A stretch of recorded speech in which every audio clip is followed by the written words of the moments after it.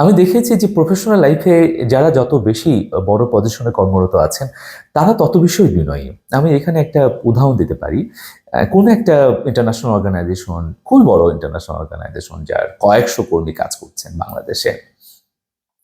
তো সেই অর্গানাইজেশনের বা সংস্থার কান্ট্রি ডিরেক্টর অসম্ভব বিনয়ী মানুষ ছিলেন। আমি তার অনুপস্থিতিতে ড্রাইভারদের সঙ্গে অথবা পিয়নদের সঙ্গে সবাই এক বাক্যে স্বীকার করতেন যে সবার সাথে উনি এত চমৎকার ব্যবহার করেন, এত সুন্দর করে কথা বলেন যে সবার কাছে উনি পছন্দের মানুষ।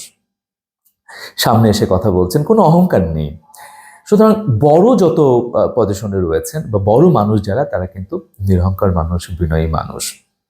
এবং বিনয়ী হতে আমাদের সাহস লাগে, বিনয়ী হতে। সুতরাং তারা কিন্তু এক কথায় সাহসী মানুষ। নিরহংকার হতে সাহস লাগে এবং সে কারণেই তারা বিনয়ী। আমার মনে হয় আমরা যারা অনেক বড় হতে চাই ক্যারিয়ারে, আমরা ভালো কিছু করতে চাই, আমরা সফল কাম হতে চাই, আমাদের এই প্র্যাকটিসটা এখন থেকেই করা দরকার যে নিজেদের মধ্যে অহংকার না রেখে আমি অনেক কিছু জানি বা আমার পজিশনের ক্ষমতা অনেক বেশি, এই পাওয়ারটাকে প্র্যাকটিস না করে বরং আমি যদি মানুষের মনে স্থান নিতে চাই তাহলে বিনয়ী হওয়াটা জরুরি, হাম্বল হওয়াটা জরুরি।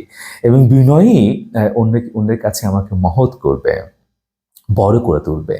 আমি এখানে একটা আমার খুব পছন্দের উক্তি উল্লেখ করতে চাই।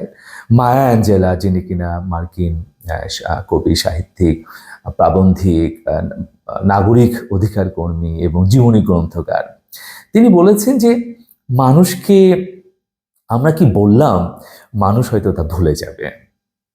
মানুষকে আমরা কি বললাম মানুষ হয়তো তা ভুলে যাবে।